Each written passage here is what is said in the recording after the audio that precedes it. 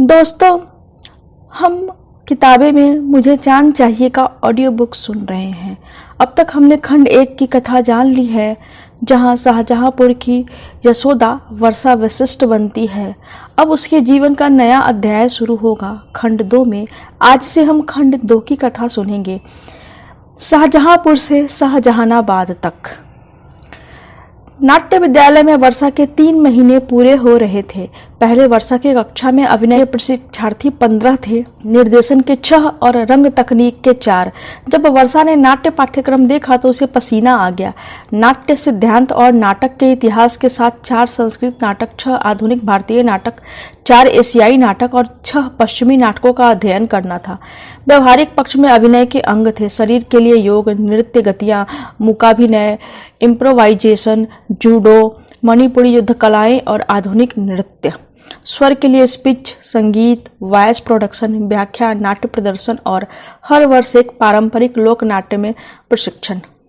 इसके साथ ही रंगमंच रचना, वेशभूषा रचना, प्रकाश व्यवस्था और मेकअप। थिएटर आर्किटेक्चर में संस्कृत, ग्रीक, रोमन, मध्यकालीन, एलिजाबेथन, 19वीं शताब्दी का तथा पारंपरिक भारतीय एवं आधुनिक विशेष नियम, मुक्ताकाशी और एरिना थिएटर का लेखा जोखा। प्रदर्शन पक्ष में हर साल 6 प्रमुख प्रस्तुतियां थीं, एक संस्कृत या पारंपरिक लोकनाट्य, 2 आधुनिक भारतीय नाटक और 3 पश्चिमी नाटक, साथ में 6 विद्यार्थी प्रस्तुतियां और देश के विभिन्न भागों के दौरे।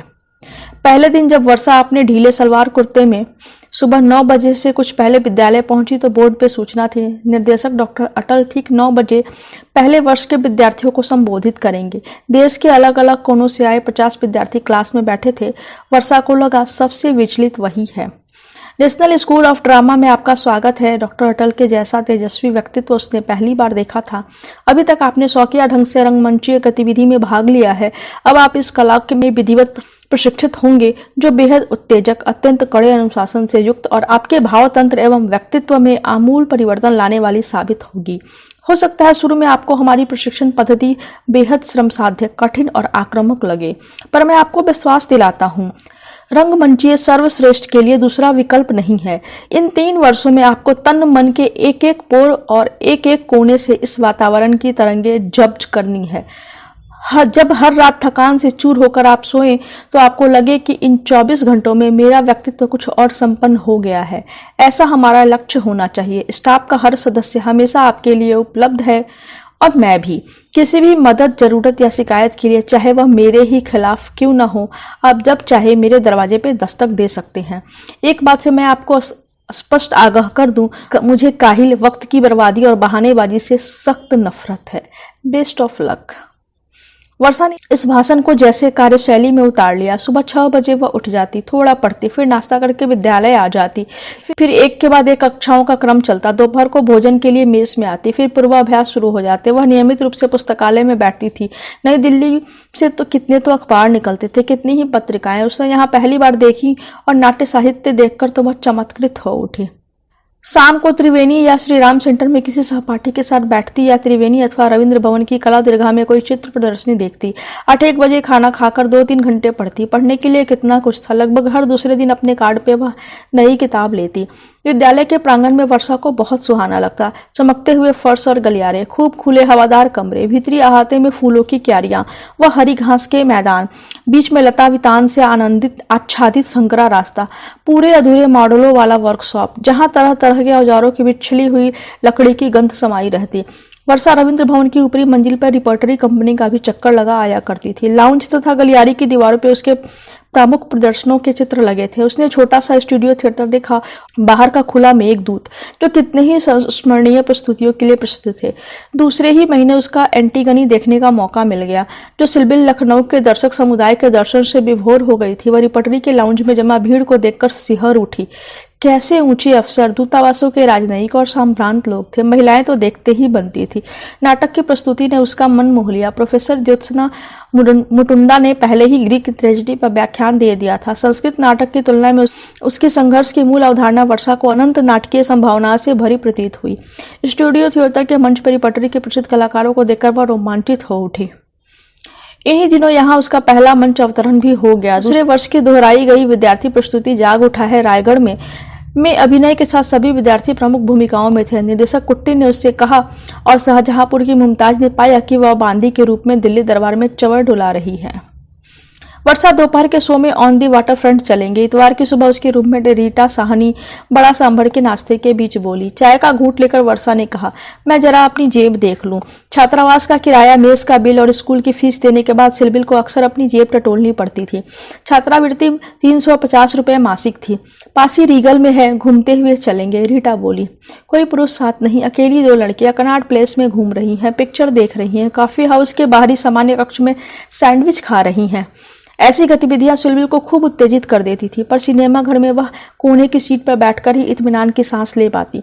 बगल में बैठी रीटा को अपने बाईं ओर किसी अनजान परपुरुष के बैठने से उलझन नहीं होती थी। तुम महानगर से आई हो। सिलबिल के लिए चंडीगढ़ का यही दर्जा था, दिल्ली उसके लिए विराट नगर थी। आज सिलबिल ने दिल्ली में पहली बार चूड़ीदार धारण किया था और उसे लग रहा था कि सारी दिल्ली उसे घूर घूर कर देख रही है। चार्ट पे मनपसंद सीट देखकर टिकट लेने, वेटर को ऑर्डर देने और जनपद दुकान में सेल्समैन से कमीज की कीमत पूछने का दायित्व रीटा ही निभाती थी। सिलबिल ने एक आध बार कोशिश की थी, पर उसे लगता जैसे बोलते ही उसके तलवों में झुनझुनी होने लगती है। Will you please keep an I on my bag. मध्यांतर में रीटा के बगल में बैठे दोनों लड़के खड़े हुए और इन दोनों से मुखातिब हुए। सिलबिल की सांस रुक गई। श्योर। सरसरी नजर फेरकर रीटा उसे बताने लगी कि कैसे फिल्म में ब्रेंडो का संवाद, ओह जानी, तुम जानते नहीं, मैं कुछ बन सकता था, लफंगा बनने की बजाय जो होकर रह गया हूँ। अपनी विशिष्ट अभिनय शैली के कारण कितना चर्चित हुआ था। भूख लगी है, वर्षा बोली। तुम पॉपकॉर्न ले आओ। रीटा ने पर्स से एक नोट निकाला। मुझे शर्म आती है, सिलबिल ठुनकी। अच्छा, मैं ले आती हूँ। रीटा उठने लगी। और कहीं दोनों रोमियो तुमसे पहले आ गए तो? सिलबिल शक पकाई। तो तुम्हें कच्चा चबा जाएंगे और मेरा पीछा छूटेगा। रीटा हंस के चली गई। देखो वे लोग कैसे घूर घूर कर देख रहे हैं। कॉफी हाउस में सिलबिल फुसफुसाई। जींस टी शर्ट के साथ रंगीन चश्मा लगाए रीटा ने हमेशा की तरह पथ प्रदर्शन किया। तुम उस तरफ ध्यान मत दो। और कल आए कपिल के पत्र के बारे में बताने लगी। कपिल उसका 1 वर्ष पुराना प्रेमी था और ताज्जुब की बात है कि रीटा के परिवार को न सिर्फ इस सच्चाई की जानकारी थी, बल्कि कपिल के घर आने पर भी उन्हें आपत्ति नहीं थी। उसके डैडी कपिल को hello boy, how are you से संबोधित करते थे और अपने पास बिठाते थे। ऐसे पिता का चरण जल पीना चाहिए, सिलबिल ने अपनी धारणा प्रकट की। रीटा खिलखिलाकर हंसी। आसपास से कुछ निगाहें उठी। सिलबिल संकुचित हो आई, पर रीटा अप्रभावित थी। वर्षा, तुम्हारी समस्या क्या है? पूर्वाभ्यास के दौरान डॉक्टर अटल ने पूछा। मलियर के रूपांतर बेवफा दिलरुबा में उसे छोटी सी भूमिका मिली थी, चुलबुली सोख रेहाना की। अपनी उन्मादी यौवन के दुर्दम्य आकर्षण से मासा रत्ती सजग और उससे अभिभूत निसार को अपनी उंगलियों के भी स्पर्श का मौका न देते हुए पल पल सताती। कुर्बान जाऊं, कैसा खूबसूरत जोड़ा पहना है तुमने। ईद पर रेहाना की पोशाक देखकर निसार उससे देखता ही रह गया। मेरा दिल तुम्हारे दुबाला हुए हुस्न की ताब नहीं ले पा रहा और मैं उस पर यह दिल फरेब हीरो के बटन। असली है ना? मेरे पास नकली कुछ भी नहीं है। रेहाना इतराती है। एक बार देखने तो दो। रेहाना सीधी होती है।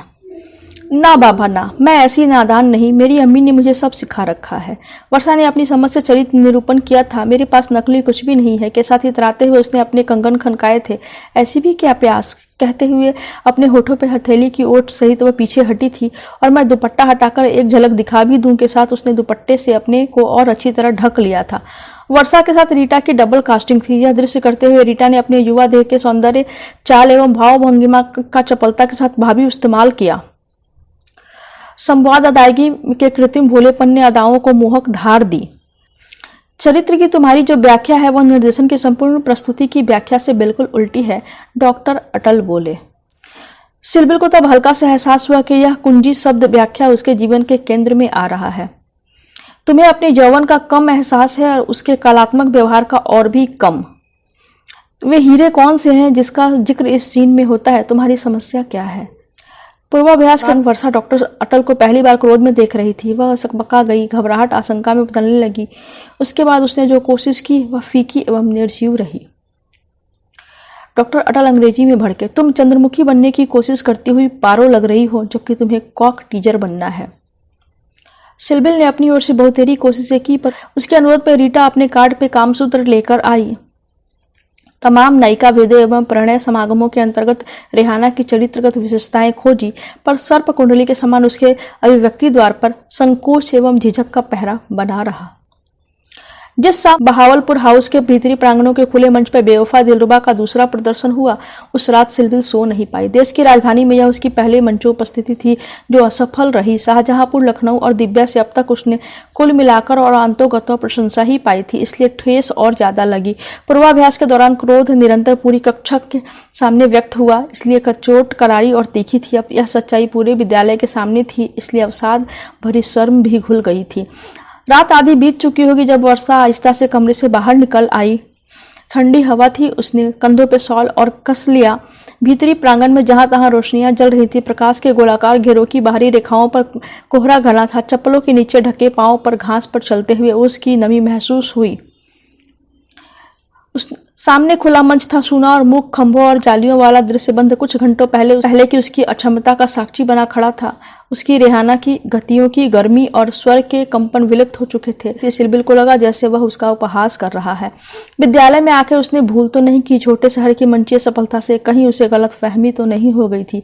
क्या सचमुच उसमें राष्ट्रीय स्तर पर विकसित होने की प्रतिभा है? नाक ठंड से सुन्न हो रही थी। उसने हथेलियां बगल में दबा ली। मुंह से अपने आप ही ठंडी आह निकल गई। हे प्रभु, मेरा क्या होगा? गहरी खामोशी में उसकी ध्वनियां कुछ क्षण कपाती रही, फिर धीरे धीरे विलुप्त हो गई। एकाएक दिव्या के गले से लगकर सिलबिल सिसकने लगी।